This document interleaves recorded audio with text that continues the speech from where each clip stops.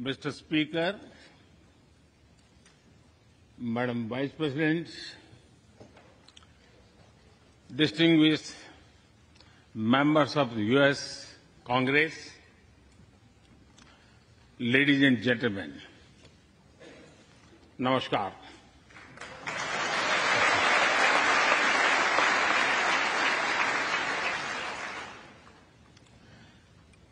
It is always a great honor to address the United States Congress.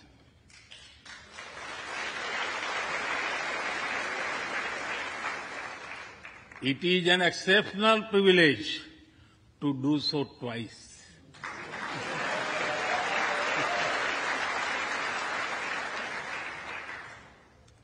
For this honor, I extend my deepest gratitude on behalf of the 1.4 billion people of India.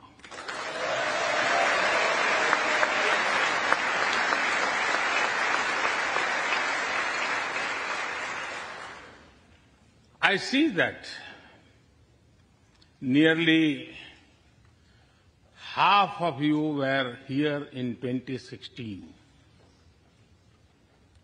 I feel your warmth as old friends. I can also see the enthusiasm of your new friends in the other half. I remember Senator Harry Reid, Senator John McCain, Senator Orrin Hatch, Elijah Cummings, Elsie Hastings, and others who I met here in 2016 and who are sadly no longer with us. Mr. Speaker, standing here 7 Junes ago, that is the June when Hamilton swept all the awards, I said that the hesitations of history were behind us. Now, when our era is at a crossroads, I am here to speak about our calling for this century.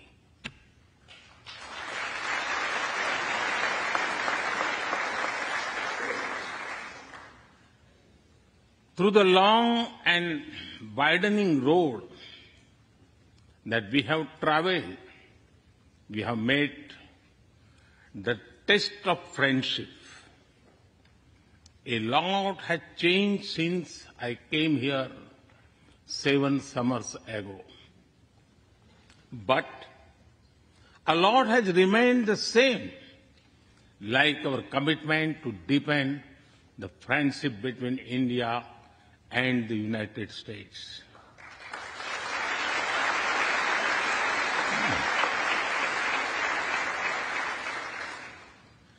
In the past few years, there have been many advances in AI, artificial intelligence. At the same time, there have been even more momentous development in another AI, America and India.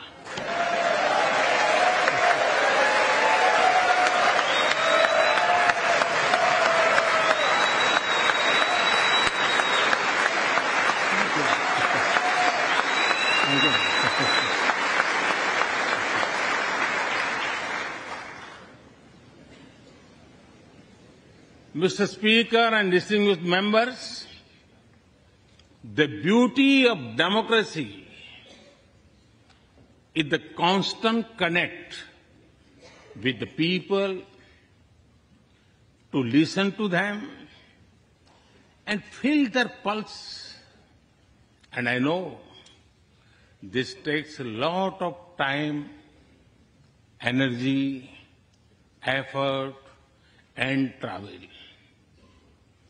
It is a Thursday afternoon, a fly-out day for some of you. So I'm grateful for your time. I also know how busy you have been this last month. Being a citizen of a vibrant democracy, myself, I can admit one thing, Mr. Speaker, you have a tough job.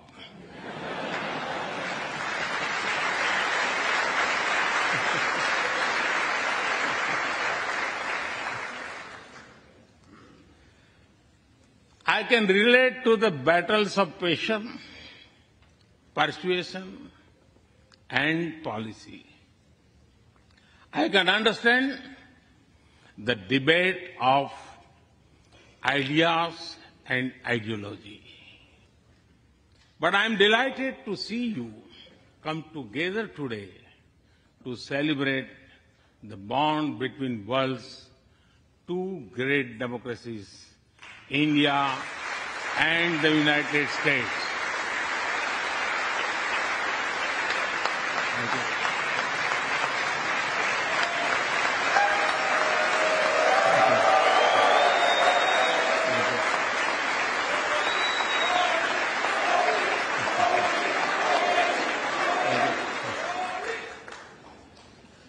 I'm happy to help out. I'm happy to help out whenever you need a strong bipartisan consensus.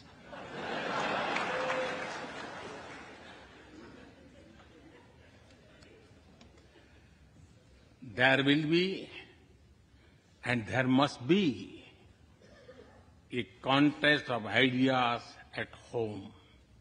But we must also come together as one when we speak for our nation.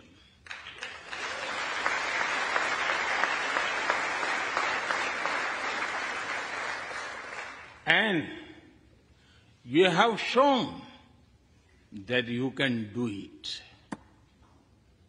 Congratulations.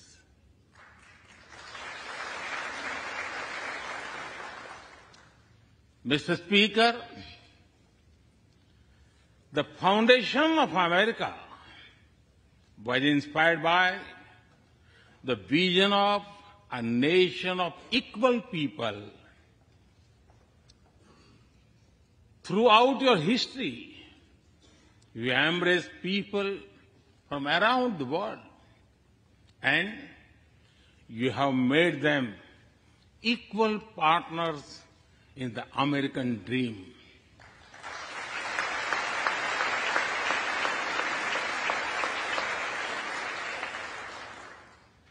There are millions here who have roots in India.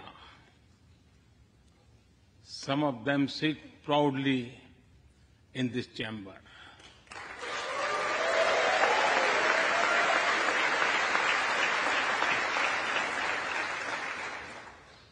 And there is one behind me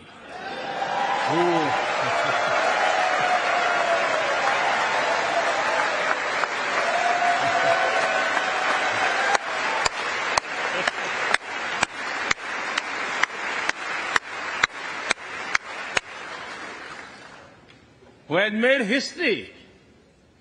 I'm told that the Samosa caucus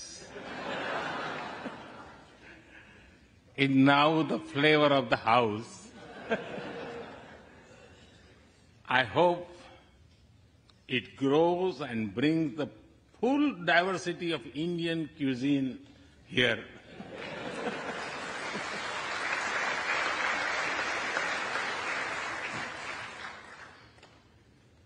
Over 2 centuries, we have inspired each other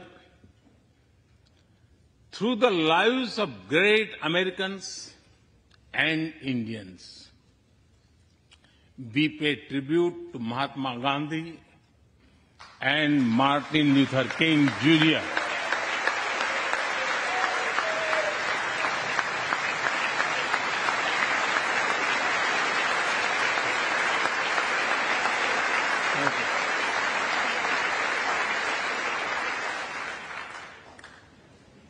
We also remember many others who work for liberty, equality, and justice.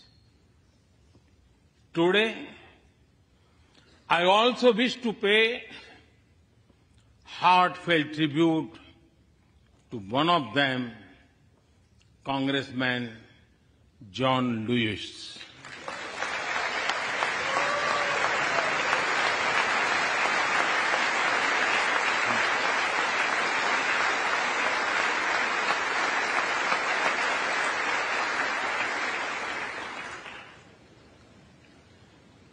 Mr. Speaker, democracy is one of our sacred and shared values. It has evolved over a long time and taken various forms of systems. Throughout history, however, one thing has been clear. Democracy is the spirit that supports equality and dignity.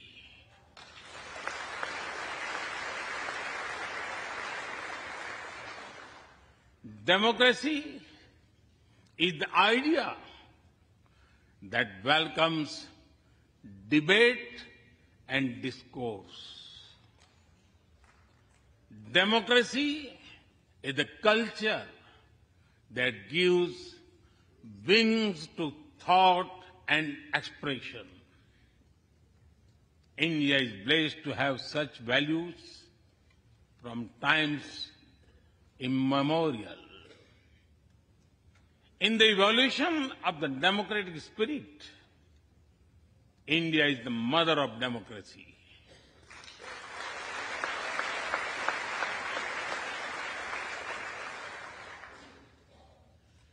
Millennia ago,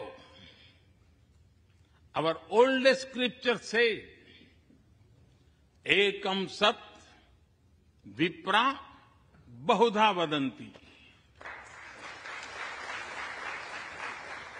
It means that truth is one, but the wise express it in a different ways. Now, the US is the oldest and India the largest democracy. Our partnership augurs well for the future of democracy.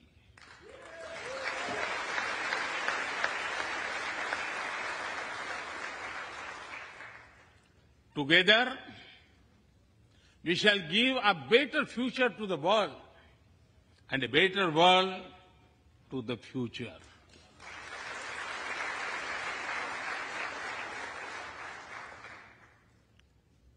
Mr. Speaker, last year, India celebrated 75 years of its independence. Every milestone is important, but this one was a special. We celebrated a remarkable journey of over 75 years of freedom after 1,000 years of foreign rule in one form or another. This was not just a celebration of democracy, but also of diversity, not just of constitution, but also of its spirit of a social empowerment, not just of our competitiveness and cooperative federalism, but also of our essential unity and integrity.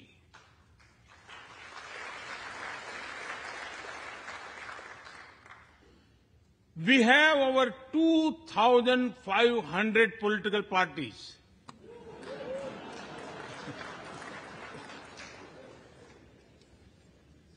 Yes, you heard that right. 2,500. About 20 different parties govern various states of India.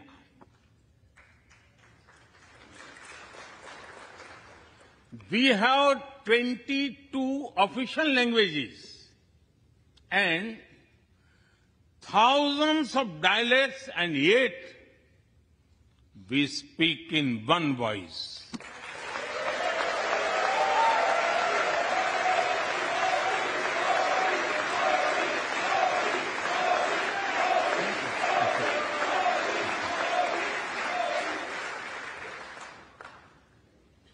Every 100 miles, our cuisine changes.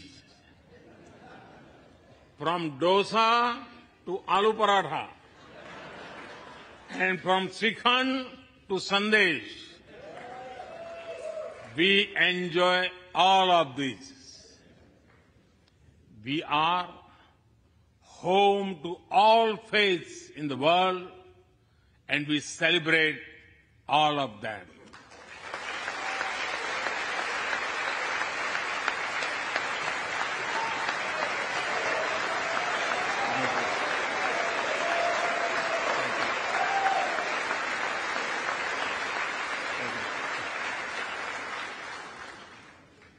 In India,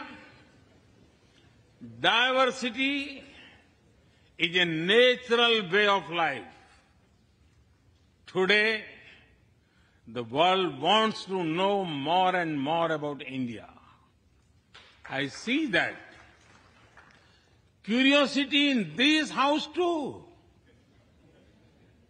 We were honored to receive over 100 members of the U.S. Congress in India over the last decade.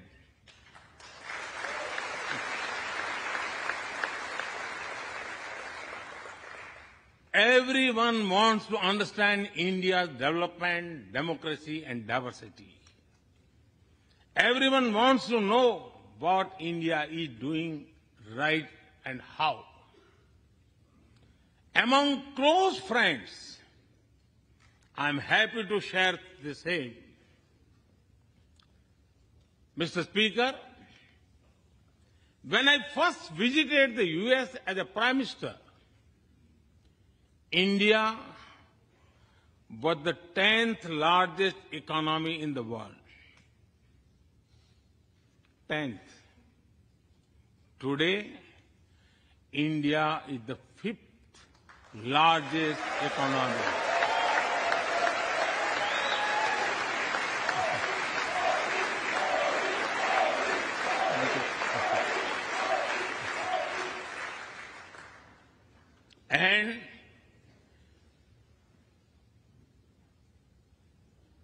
And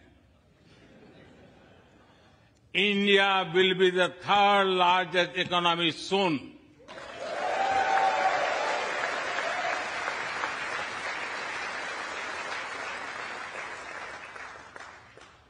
We are not only growing bigger, but we are also growing faster. When India grows, the whole world grows.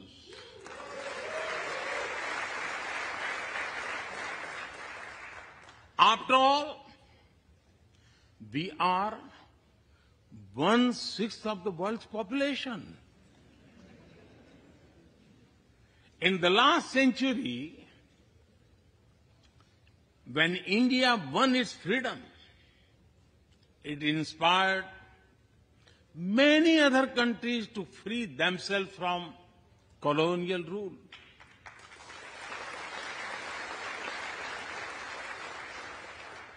In this century, when India sets benchmark in growth, it will inspire many other countries to do the same.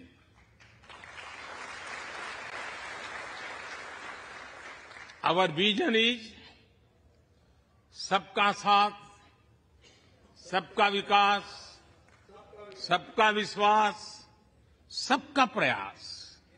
It means together for everyone's growth, with everyone's trust and everyone's efforts. Let me share with you how this vision is translating into action with speed and scale. We are focusing on infrastructure development. We have given nearly 40 million homes to provide shelter to over 150 million people.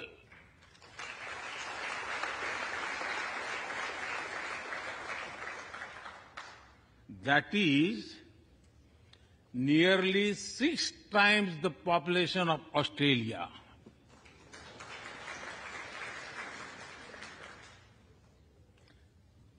We run a national health insurance program that ensures free medical treatment for about 500 million people.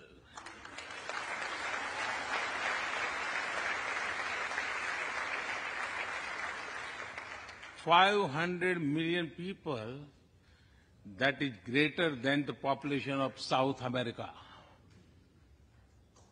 We took banking to the unbanked with the world's largest financial inclusion drive.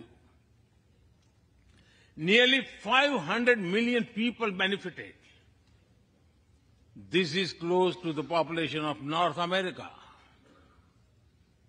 We have worked on building digital India.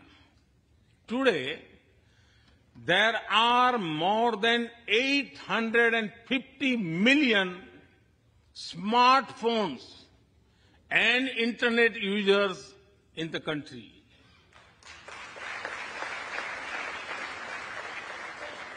This is more than the population of Europe. We protected our people with 2.2 billion doses of made in India COVID vaccines.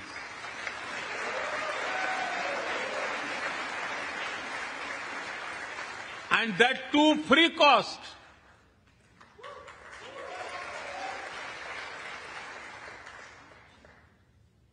I may be running out of continent soon, so I will stop here. Distinguished members, the Vedas are one of the world's oldest scriptures. They are a great treasure of humanity composed thousands of years ago. Back then, women sages composed many verses in these Vedas. And today, in modern India, women are leading us to a better future.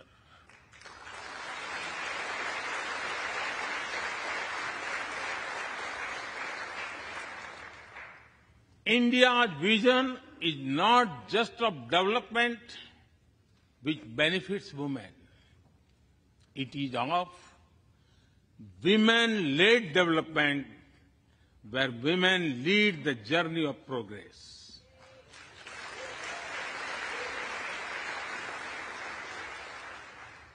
A woman has risen from a humble tribal background to be our head of states.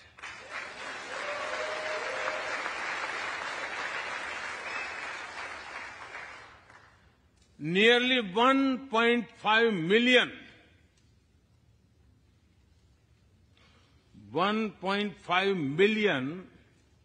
elected women lead us at various levels. And that is of local governments. Today, women serve our country in the Army, Navy, and Air Force. India also has the highest percentage of women airline pilots in the world.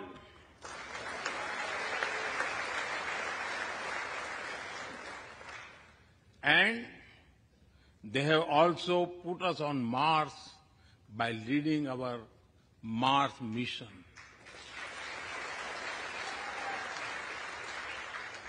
I believe that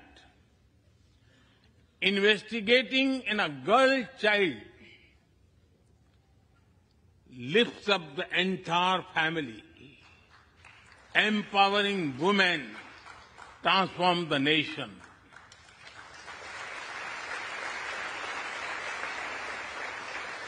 Mr. Speaker, India is an ancient nation with a youthful population. India is known for its traditions, but the younger generation is also making a hub of technology, be it creative reels on Insta or real-time payments. Coding or quantum computing, machine learning or mobile apps, fintech or data science, the youth of India are a great example of how a society can embrace latest technology. In India, technology is not about innovation, but also about inclusion. Today, digital performance are empowering the rights and dignity of people while protecting privacy. In the last 9 years, over 1 billion people got a unique digital biometric identity connected with their bank accounts and mobile phones. This digital public infrastructure helps us reach citizens within seconds with financial assistance. 850 million people receive direct benefit financial transfers into their accounts. 3 times a year, over 100 million farmers receive assistance in their bank accounts at the click of a button. The value of such transfer has crossed $320 billion. And we have saved over $25 billion in the process. If you visit India, you will see everyone is using phones for payments, including street vendors. Last year, out of every 100 real-time digital payments in the world, 46 happened in India.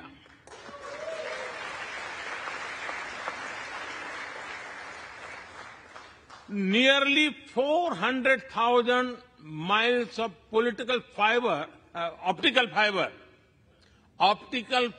cables and cheap data have ushered in a revolution of opportunities. Farmers check weather updates. The elderly get social security payments. Students access scholarships. Doctors deliver telemedicine. Fishermen check fishing grounds and small businesses get loans with just a tap on their phones.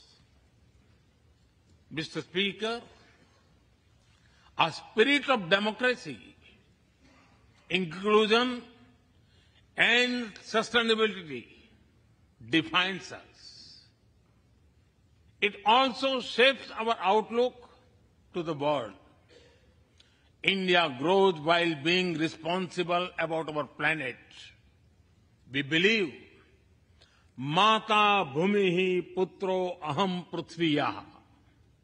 This means the earth is our mother and we are her children. Indian culture deeply respects the environment and our planet.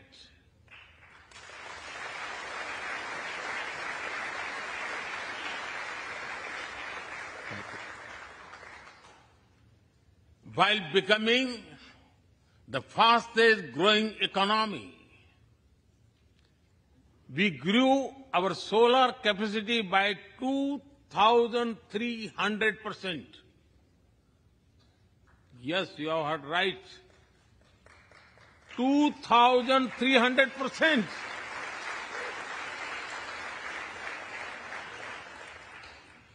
We became the only G20 country to meet its Paris commitment.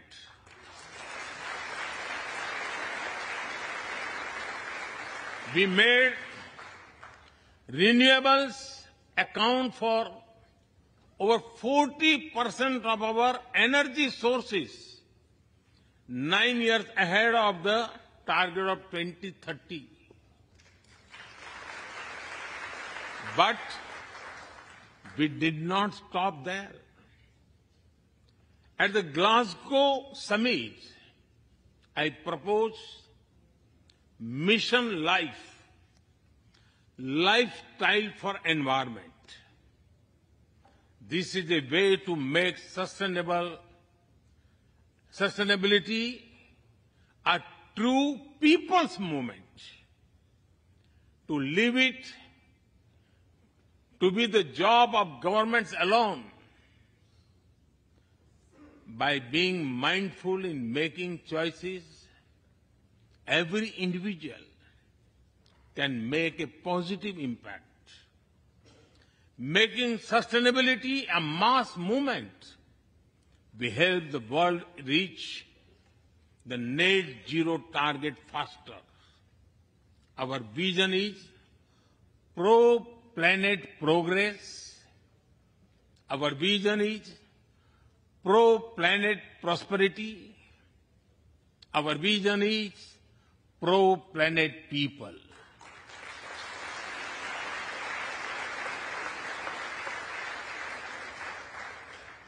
Mr. Speaker, we live by the motto of Vasudhaiv Kutumbakam, or the world is one family.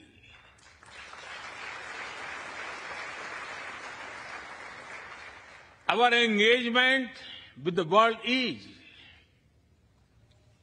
for everyone's benefit. The one sun, one world, one grid seek to join us. All is connecting the world with clean energy.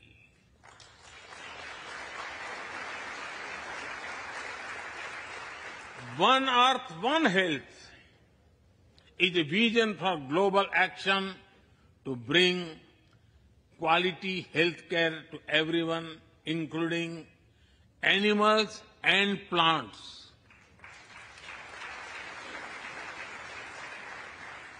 The same spirit is also seen in the theme when we chair the G20, One Earth, One Family, One Future. We advance the spirit of unity through yoga as well.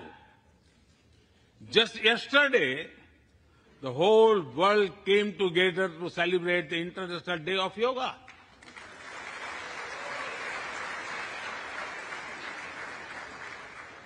Just last week, all nations joined our proposal at the UN to build a memorial wall to honor the peacekeepers. And this year, the whole world is celebrating the International Year of Millets to promote sustainable agriculture and nutrition alike. During COVID, we delivered vaccines and medicines to over 150 countries. We reach out to others, being disasters as first responders, as we do for our own. We share our modest resources with those who need them the most. We build capabilities, not dependencies.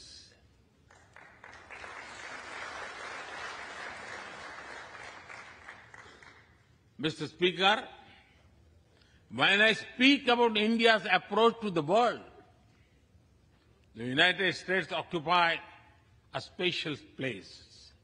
I know. Our relations are of great importance to all of you.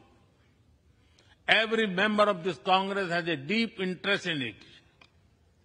When defense and aerospace in India grow, industries in the state of Washington, Arizona, Georgia, Alabama, South Carolina, and Pennsylvania thrive.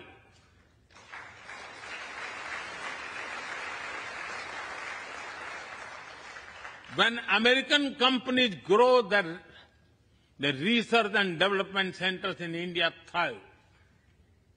When Indians fly more, a single order for aircrafts creates more than 1 million jobs in 44 states in America.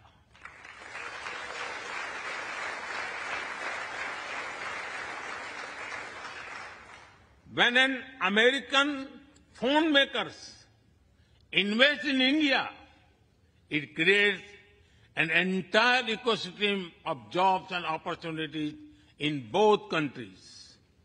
When India and US work together on semiconductors and critical minerals, it helps the world in making supply chains more diverse, resilient, and reliable.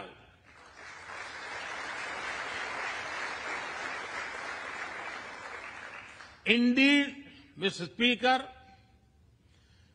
we were strangers in defense cooperation at the turn of the century. Now, the United States has become one of our most important defense partners.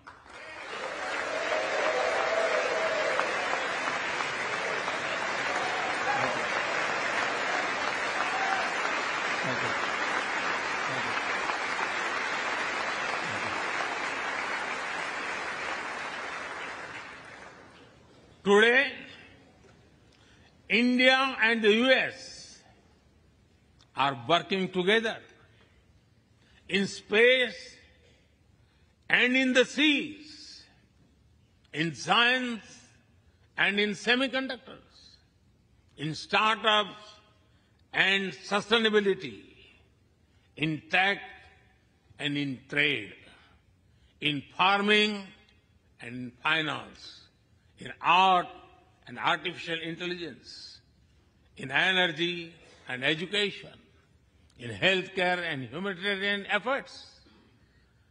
I can go on and go on, but to sum up it, I would say the scope of our cooperation is endless. The potential of our synergies is limitless. and the chemistry in our relations is effortless.